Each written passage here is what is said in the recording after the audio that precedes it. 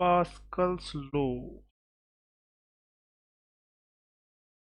Pascal's law and hydraulic lift. तो अगला जो हम करने वाले हैं वो है पास्कल का लॉ और साथ साथ में हाइड्रोलिक लिफ्ट। लॉ तो बेटे कर देते हैं चुटकियों में। सबसे पहले अपने पास में पास्कल लॉ, पास्कल लॉ को समझते हैं बेटा सबसे पहले कि होता क्या है। कि भाई आपने देखा होगा जैसे कि एक सिंपल सिनेरियो लेके चल लेते हैं, एक अपने पास में कोलगेट है, ठीक है, या पेप्सोडेंट या टूथपेस्ट है कोई भी, ठीक है। तो बेटा अगर हमें इसके अंदर से टूथपेस्ट को बाहर निकालना है, ठीक है, टूथपेस्ट फ्लूइड होता है, फ्लो कर सकता है, इसके अंदर में भरी हुई है टूथपेस्ट, ठीक है। तो अगर इसमें मैं यहाँ से इस पर फोर्स लगा देता हूँ, ठीक है, हम पीछे से उसको कंप्रेस करते हैं, तब भी जाके आगे से जो टूथपेस्ट है वो बाहर निकल रही होती है, ठीक है। यही होता है पास्कल्स लॉ, ठीक है भाई, पीछे से कंप्रेस करूंगा तब भी आगे से जो टूथपेस्ट है वो बाहर निकलती हुई चली जाएगी। इसी लॉ को ही बोला जाता है पास्कल्स लॉ। कि अगर मैं कहीं से भी फोर्स अप्लाई करूं लिक्विड पे, वो फोर्स पूरे लिक्विड पे ट्रांसमिट हो जाता है, ठीक है।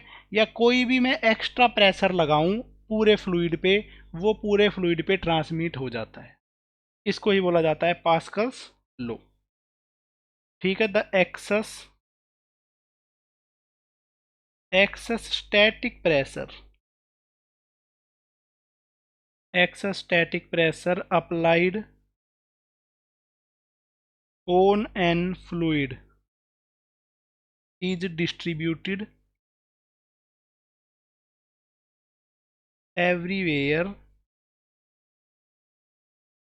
on fluid equally। मैं कितना भी जो भी एक्स्ट्रा प्रेशर कहीं से भी अप्लाई करूंगा वो बेटा पूरे फ्लूइड पे डिस्ट्रीब्यूट हो जाएगा। इसी को बोला जाता है पास्कल्स लॉ। सिंपल सा लॉ है। अगर मान लेते हैं अपने पास में ऐसे कोई कंटेनर सा है, ठीक है, मतलब कि पानी की कोई टंकी या कुछ भी मान लो, इसके अंदर में ऐसे मैंने 3-4 जगह पे ओपनिंग बना रखी है अलग अलग एरिया की या सेम अलग अलग शेप की। अगर मैंने यहाँ पे एक एक्सटर्नल प्रेशर अप्लाई किया बेटा, जो कि है P, ठीक है, तो जो फ्लूइड है वो हर तरफ से बाहर आने की ट्राई करेगा P प्रेशर से, ठीक है। जहाँ से भी रिलीज हो जाएगा, जहाँ से भी उसको मौका मिलेगा वहाँ से बाहर आ जाएगा, ठीक है। तो जिधर कोई भी हमने एक्स्ट्रा प्रेशर अप्लाई किया वो हर जगह पे ट्रांसमिट हो जाता है इक्वली। इसी लॉ को बोला जाता है पास्कल्स लॉ, ठीक है। पास्कल लॉ का अपने पास में जो मेन जो है इसका यूज वो है हाइड्रोलिक लिफ्ट। कि हाइड्रोलिक लिफ्ट में इसका यूज किया जाता है। तो हाइड्रोलिक लिफ्ट का पहले मैं अरेंजमेंट बना देता हूँ कि किस तरीके से हाइड्रोलिक लिफ्ट का अरेंजमेंट होता है या इसको कैसे बनाया जाता है। Arrangement of hydraulic lift.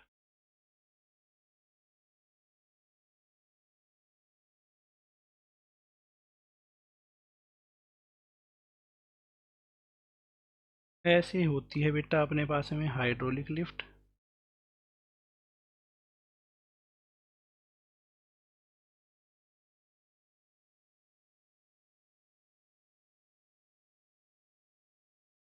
ये है अपने पास में हाइड्रोलिक लिफ्ट, ठीक है। हाइड्रोलिक लिफ्ट का जो अरेंजमेंट है वो इस तरफ से बेटा ऐसे से इसको बंद करके ये ऐसा पिस्टन जैसा कुछ हमने लगा दिया है,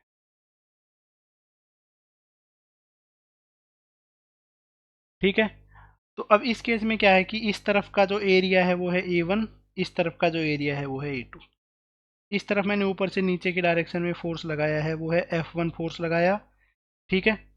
इस तरफ हमने कोई मान लेते हैं कंटेनर रखा हुआ है, भारी सा कोई व्हीकल, ठीक है, भारी सा व्हीकल है, उसका वेट है mg, ठीक है। अगर मैं यहाँ से पहले तो इसको थोड़ा सा भर देता हूँ वही पानी से, ठीक है, हवा नहीं है ये, एयर मत मानना, ये पानी भरा हुआ है, पता नहीं कैसा ही पानी है, बस बना दिया मैंने अब। तो बेटा यहाँ से अगर मैं प्रेशर दूंगा कुछ भी, ठीक है, अब वो प्रेशर इधर से ट्रांसमिट होकर इधर से बाहर निकलेगा, क्योंकि और कोई ओपनिंग है ही नहीं। तो वो जिससे बाहर निकलेगा वो उसकी वजह से कुछ फोर्स बनेगा, जो फोर्स रहेगा F2। ठीक है, अब इस चीज़ का यूज हम करते हैं कि यहाँ से हम कोई फोर्स लगा के उस तरफ कोई हैवी व्हीकल को उठाने के लिए। ये है हाइड्रोलिक लिफ्ट का arrangement. This arrangement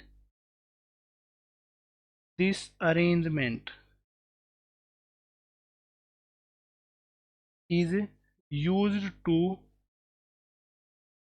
lift up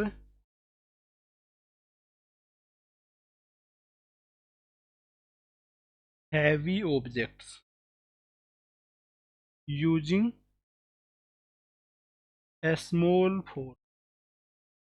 एक थोड़ा सा फोर्स लगा के हैवी ऑब्जेक्ट्स को लिफ्ट अप करने के लिए इस चीज़ का यूज किया जाता है। ठीक है, अब देखो बेटा, यहाँ से जितना प्रेशर लगाएंगे उतने ही प्रेशर से वो ऊपर की तरफ जाएगा। इस तरफ से जो मैं प्रेशर लगा रहा हूँ वो प्रेशर है यहाँ का force upon area is equal to उस तरफ आ जाएगा उस तरफ का फोर्स ऑन एरिया। ठीक है, क्योंकि जो प्रेशर है अकॉर्डिंग टू पास्कल लॉ, जितनी भी प्रेशर यहाँ से ट्रांसफ़र हुआ है वही प्रेशर हर जगह पे ट्रांसफ़र हो जाएगा। तो ये अपने पास में इस पे बेस्ड फॉर्मूला बनता है। ठीक है, पर बेटा इसमें अपने पास में एक और भी सिनेरियो है, एक और चीज़ है जिसको हम देखना भूल गए हैं, उसके बारे में भी हमें पता होना चाहिए। ठीक है, तो देखो, अगर मैं यहाँ पे मान लेते हैं कि मैंने अगर इसको ऊपर से नीचे की डायरेक्शन में L1 डायरेक्शन मूव करवाया। ठीक है, कितना सा मूव करवाया मैंने ऊपर से नीचे की तरफ में L1। तो ये जो नीचे से ऊपर की तरफ में मूव करेगा ये मूव करेगा L2। ठीक है, पहली बात तो अगर मैं आपको फोर्स के बारे में इस चीज़ में बता दूं तो इस चीज़ में हमें क्या पता चला है। देखो, यहाँ पे जो है ना प्रेशर अगर हमें क्रिएट करना है, जैसे कि F2 ज़्यादा है F2 upon F1। F2 upon F1 को मैं लिख सकता हूँ A2 अपॉन A1 से।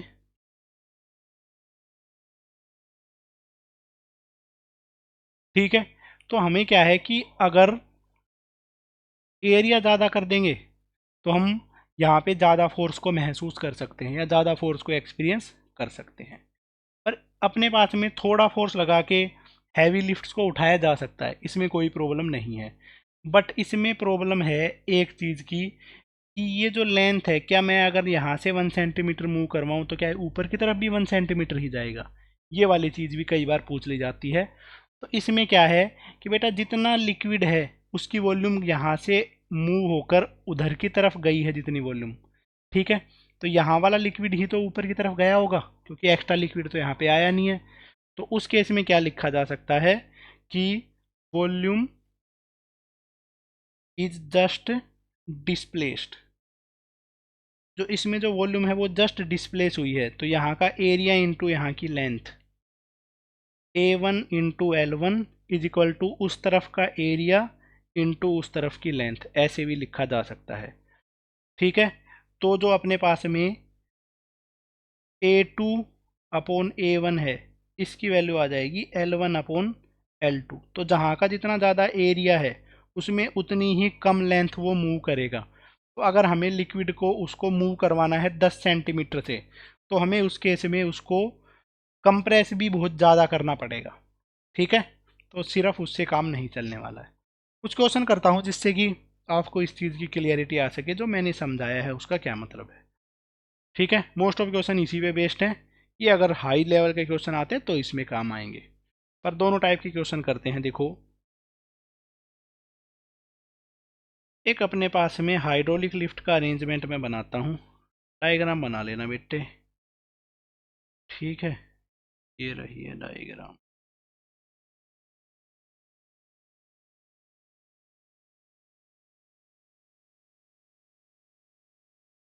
इस तरीके से डायग्राम है भाई। ठीक है, इस तरफ का जो एरिया है वो है 2 सेंटीमीटर स्क्वायर, इस तरफ का जो एरिया है वो है 2 मीटर स्क्वायर। यहाँ पे एक हमने ट्रक रखा हुआ है, ठीक है, जिस ट्रक का मास है 1000 10,000 kg। इस ट्रक का जो मास है वो है 10,000 kg।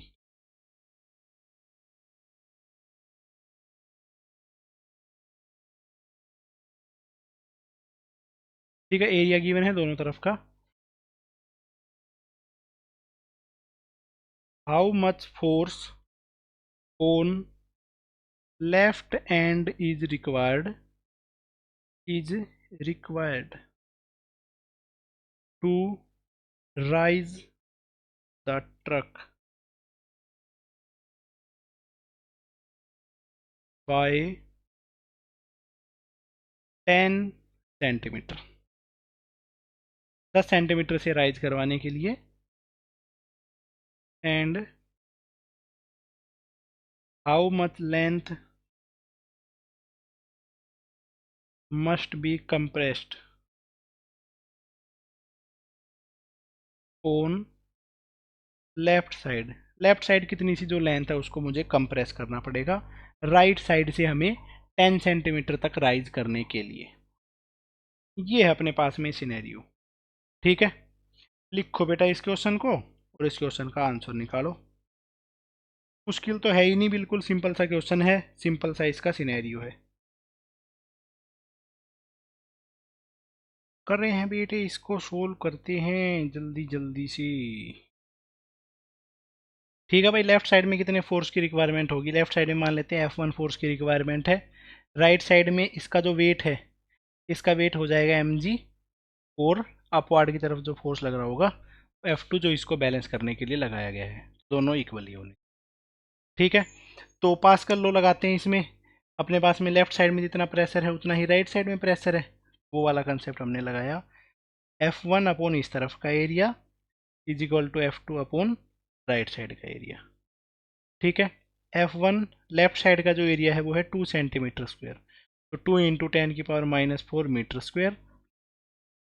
F2 की वैल्यू है mg के इक्वल ही, तो 10,000 इंटू जी की वैल्यू भी है 10 अपॉन A2, दूसरी तरफ का एरिया है 2 मीटर स्क्वायर, ये हो गया है 2। तो भाई 2 से 2 कैंसिल आउट, F1 की वैल्यू हो जाती है 10 की पावर 1 2 3 4 5, 10 की पावर 5 इंटू 10 की पावर -4। मतलब कि हमें सिर्फ 10 न्यूटन के फोर्स की रिक्वायरमेंट है बेटा इतने हैवी लोड को उठाने के लिए। ठीक है, तो ये इसका एडवांटेज है। हाँ, अब हमें कितनी लेंथ को उसको पुश करना पड़ेगा? लेफ्ट साइड से जो हमने पुश किया है वो है वही 10 सेंटीमीटर। इस साइड में हमें जो पुश करना है वो मान लेते हैं x। तो इस तरफ की जो बेटा वॉल्यूम है, ठीक है, वो हो जाएगी इस तरफ का एरिया 2 इंटू 10⁻⁻⁴ इंटू 10 इंटू 10⁻⁻²। ठीक है, ऐसे यूनिट्स में लिखी है मीटर क्यूब। राइट साइड का एरिया है 2, और जो है लेंथ है वो है x, 2 इंटू एक्स। तो मेरे पास में 2 से 2 कैंसिल आउट हो गया, तो x की वैल्यू आती है 10 की पावर -4 और एक ये बन गया -5 मीटर। बस ये इतना सा ही मूव कर पाएगा। ठीक है, ये भी खास बात है, उसको बहुत ज़्यादा पुश करना पड़ेगा ताकि दूसरा साइड भी ऊपर की तरफ में ज़्यादा मूव कर पाए। ओके, तो इस तरीके से अपने पास में यहाँ का आंसर हो गया है।